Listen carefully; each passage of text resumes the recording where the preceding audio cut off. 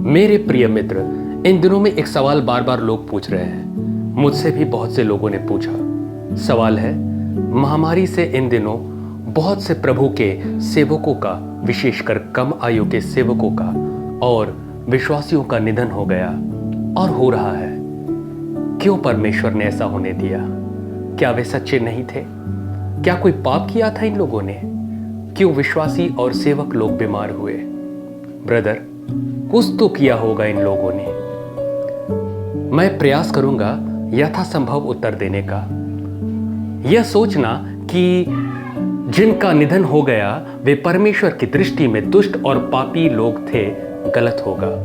इसी प्रकार महामारी से हम अब तक बचे हुए हैं क्योंकि हम धर्मी हैं, यह सोचना भी गलत होगा।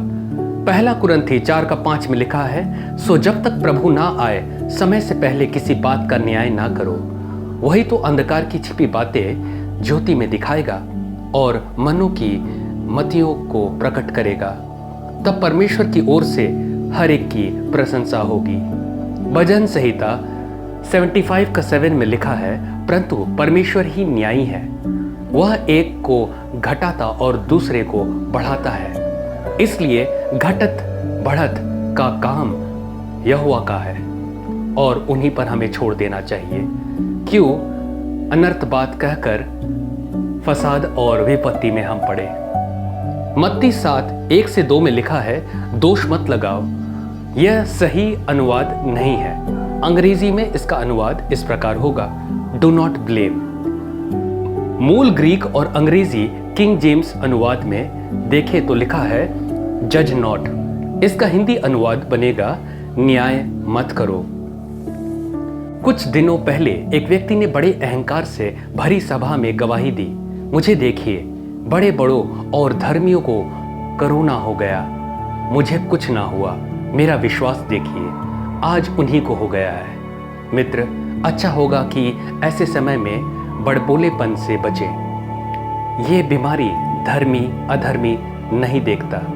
यदि बचे हुए हैं तो मन में बड़ी दीनताई से कहिए, खुदावंत आपका शुक्रिया, यही रहम करम सबके लिए मांगता हूं। वचन साफ साफ कहता है कि हम किसी का न्याय ना करें। न्याय करना प्रभु का काम है। कौन क्या है यह सोचने में समय व्यर्थ गंवाने से अच्छा है हम यह सोचे हम क्या है।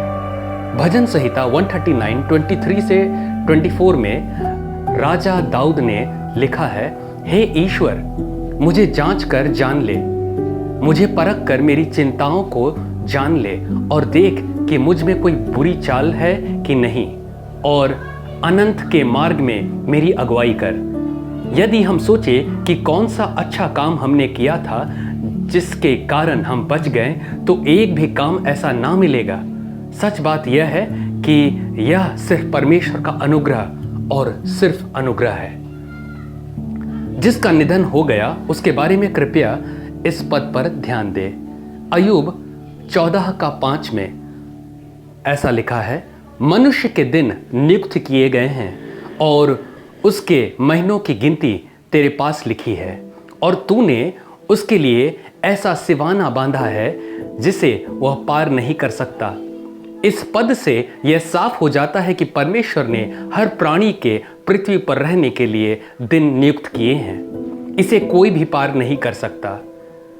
कोई क्यों मरा, क्यों जीवित है, किसी पर दुख क्यों आया, यह जानना हमारा काम नहीं है।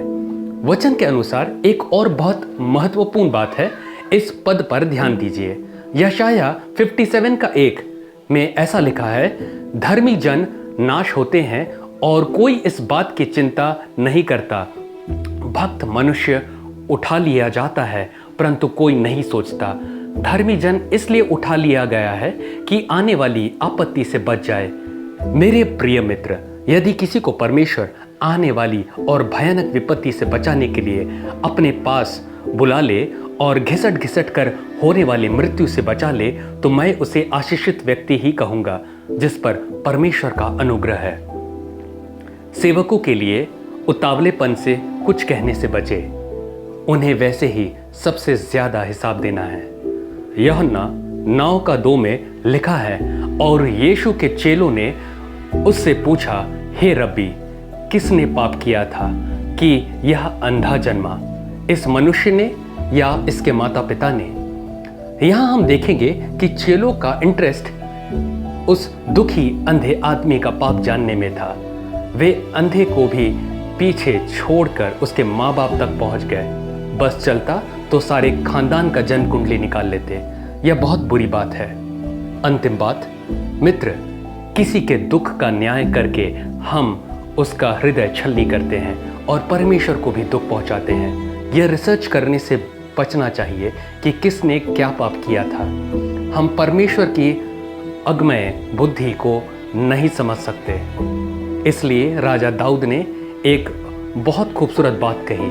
भजन संहिता 131 का 1 में यूं लिखा है, हे यहोवा, ना तो मेरे मन गर्व से और ना मेरी दृष्टि घमंड से भरी हो, और जो बातें बड़ी और मेरे लिए अधिक कठिन है उनसे मैं काम नहीं रखता। यदि इन वचनों से आशीष मिली तो अवश्य शेयर कीजिएगा ताकि हर कोई ऐसी गलती से बचे। आमीन। धन्यवाद।